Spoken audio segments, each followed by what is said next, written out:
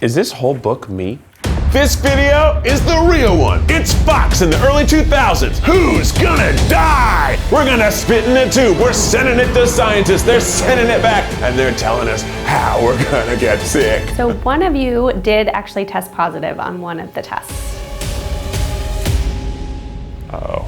This is going to be the most relatable Try Guys series ever. Old age is made up. I'll never get old. I'll never die. We all expect to live longer, and we're demanding to live better. Let's get old.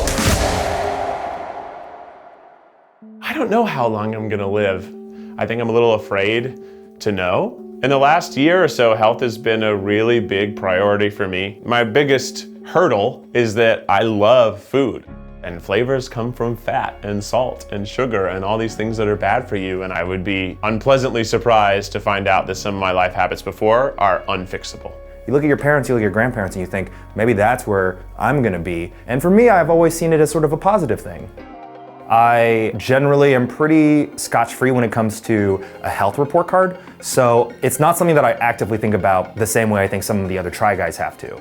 I've only recently started to think about getting old after I had my own kid. It really puts things in perspective, you know, suddenly you're a generation higher. I don't think I would want to know how I would die.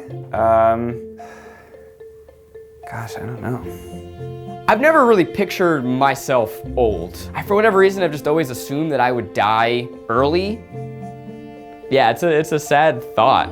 I have ankylosing spondylitis. I have scoliosis. Like, my body is basically already falling apart. It's only been recently that I've really tried to make my health a priority. But there's a lot more going on in here that I don't understand yet. I'm imagining that I'm gonna find out a bunch today. A couple weeks ago, we sent in this color kit with a sample of our saliva to find out about our genetic disposition and any sort of health issues we might be needing to watch out for. I've really been dealt a short stick. In terms of genetics, natural selection probably should have weeded me out already. And modern medicine and science is like, nah, you can hang out for a little longer. In my genetic makeup, are there any genes that like make me really love fried chicken? So we... Normally we do these tests, we just find out like, ooh, I'm a little bit German. Ooh, I'm a little bit Scottish. Where does it say that I'm the Asian one? So we didn't test for ancestry in this test. No, this is gonna be like, oh, you're a little bit predisposed to prostate cancer. We analyze 60 different genes, 30 cancer, 30 heart health genes. It really just gives you kind of a more tailored look at your cancer and your heart health risk. I'm a little worried about this test today because my family does have a history of cancer. My grandfather died from colon cancer in his 70s. My dad actually gets regular colonoscopies to prevent cancer because he found a precancerous polyp in his 30s. Grandmother on my mom's side had a brain tumor. There's some sort of cancer risk somewhere in there. I don't think there's really anything in my family history that involves chronic illness or pain or disease. We're a pretty sturdy bunch. Genetics can play a role in your health, but we have a powerful tool to overcome them. And that's our lifestyle. There's a lot that we can do to make sure that we undo a lot of our family history. Here's the thing, most people don't actually need to be in a gown for their physical exam. So I'm okay in my clothes? You're okay in your clothing, we want you to be comfortable. I'm good right now, yeah. Okay, perfect. I just thought, you know, how often do you get to put on a gown? And this is a forward clasp gown. The whole point of primary care is to develop a relationship with your PCP. And so when you have that relationship with your PCP, I don't do drugs. It's a therapeutic I don't mess with relationship. PCP. So a lot of people don't know what a primary care provider is, and they think, oh, it's just someone that I see when I'm sick or if I have a chronic condition. But the reality is primary care is also about keeping you healthy.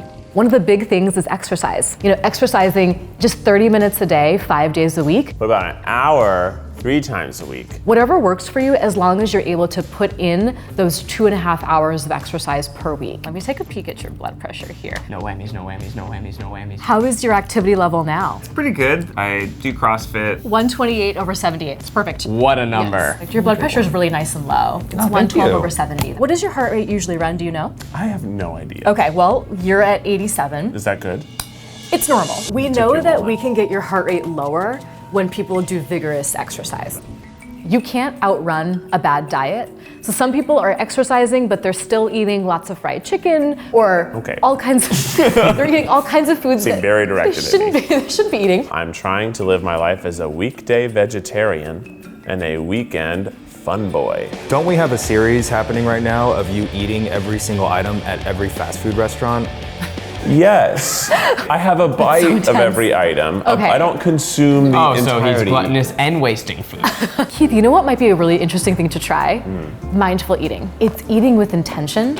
Imagine eating a fried chicken and just taking one bite and savoring that in your mouth and just tasting those juices and thinking about the texture and thinking about the warmth and extending that experience over. And then only having those 2 bites. That's crazy. So Eugene, I've heard that you love a good drink. A lot of people think that I am a chronic drinker. That is totally untrue. I go out maybe once every 2 weeks if I'm lucky. So sometimes when people have a large liver from alcohol consumption, we can feel the border of their liver, which I can't feel on you. One thing that I know that I am the worst at is getting the right amount of sleep.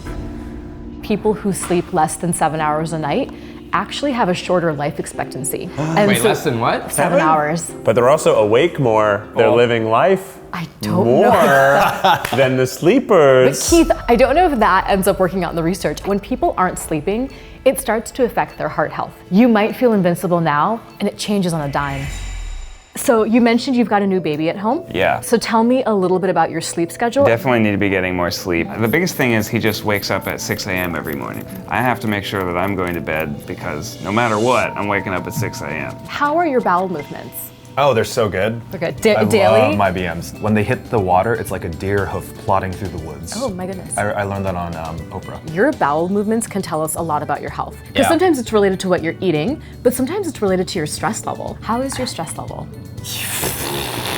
Often we think about aging with physical health only. How much does mental health actually affect how long you'll live? It's huge, yeah. It can end up increasing our risk of heart disease. It increases our risk of things like diabetes. I have a newborn baby, so sometimes it's hard to find time for myself. Well, I think one thing we'd like people to incorporate into their lives is just mindfulness. Something as simple as doing some breathing exercises in the morning.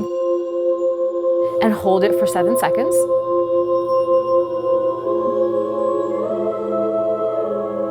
Perfect. And then exhale for 5 seconds. And now hold that for 8.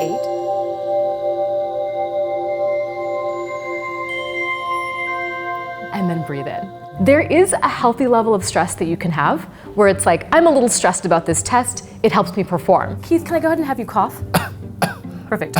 But there's also a level of stress that evolves into anxiety or depression. They have trouble eating, they have trouble sleeping, they sometimes become socially withdrawn. Things that they used to like to do, they don't like doing anymore. Are you gonna be able to hear through the chest hair? Imagine she listens and she just hears like, Zool. Let's talk about sexual health. Sure. What do you want to know? If you have a preference for male or female partners or both, the number of sexual partners you've had in the past week or the past month. I also ask my patients what body parts they have sex with. The anus, is it the penis, is it your mouth? Like which body parts do you use for sex? Well, go ahead, Zach. Go ahead, Zach. A lot of people don't feel comfortable talking to their PCPs about their sexual health. I'm comfortable with it, but the person who I'm seeing yeah. probably less comfortable want with it it. done. And if I want to continue the activities, I should not talk about it. Totally reasonable. Yeah. So we're just gonna take a look at your veins. Here we go.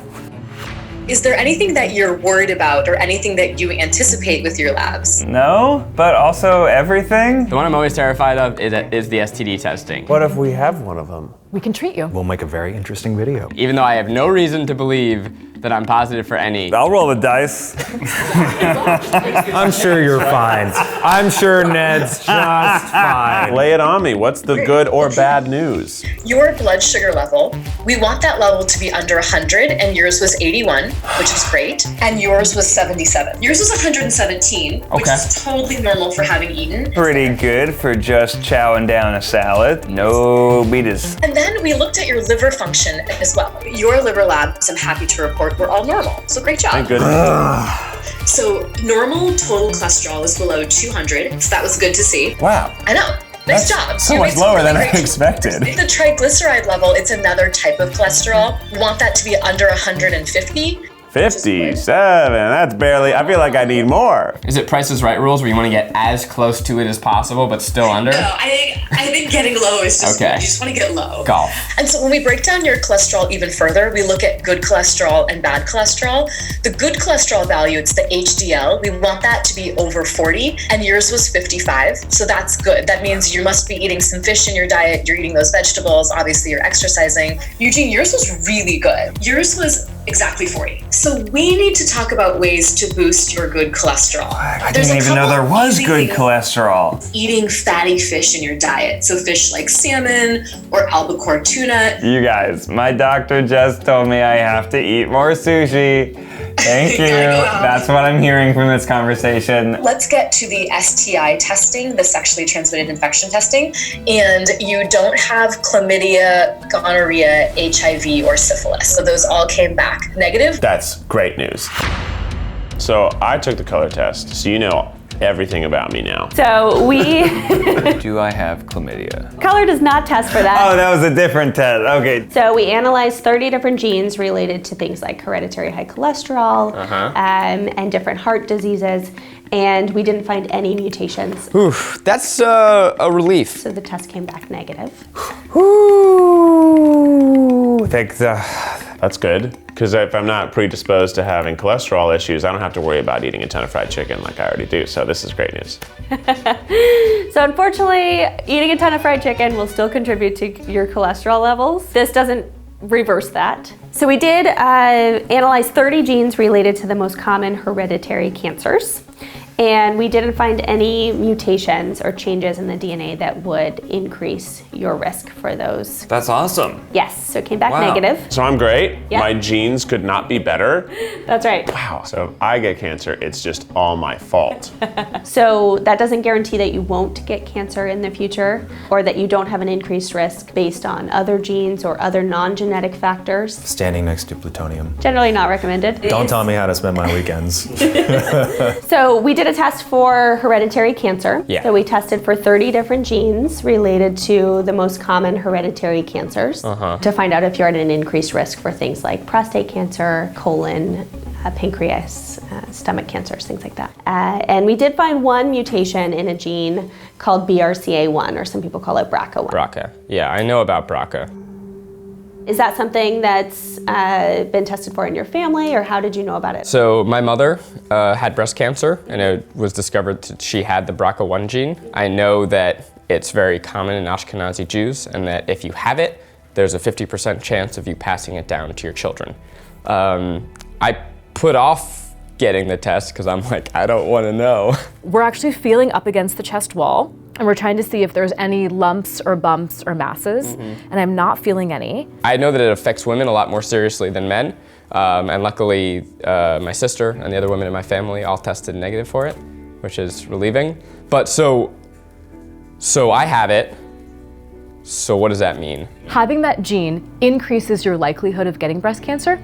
Not a guarantee. Something like knowing that I have the BRCA gene can be really scary, but instead I'm gonna look at the positive. You know, knowledge is power. Right? There's a lot you can do to prevent it. Reducing your risk of cancer, oftentimes it's reducing your alcohol intake. Eating healthy, fresh foods is really important. And then exercise is really, really key in cancer reductions. And knowing this now is just gonna help me make better decisions for myself as I grow older. A lot of us take our health for granted. You only get one body. It's not too late. You can be like me. You can maybe be known for eating garbage, but you can change that. You still have about a 95% chance that you wouldn't develop pancreatic cancer. Oh, I thought you were gonna say 95 chance that I do, holy shit. No. Based on what you know in your professional opinion, which one of us do you think will live the longest? Here's why I can't know that, is because I don't know when you guys walk out of this door what lifestyle changes you're gonna make. Eating healthy, drinking water, curbing alcohol intake, exercising, managing your stress, having really strong interpersonal relationships, sleeping. Those simple things that we talked about today, you guys could change your longevity tomorrow by making lifestyle changes. That was the most inspirational cop-out answer I I've ever know, heard. I can't give you a number. The title of this video kind of hell. infers that we're gonna answer the question. Oh, okay. Let's say we make no changes. Based on a lot of sleeping habits and eating habits and exercising and mental health and wellness, I'm going to have to point to Ned. How many lies did you tell Did you during your guys- interview? Congratulations, Ned. I'm happy with that answer. Ned has a child. So Yeah, he's the person I want to live the I have longest. steaks. And I want to die soon. Now, I know you're probably uncomfortable saying which one of us will die first, but which one of the three of us needs to make the life changes the most? Well, I would say all three of you, actually. So we're all gonna die. Being totally honest. together. Oh my God. Wow, that would be so cute.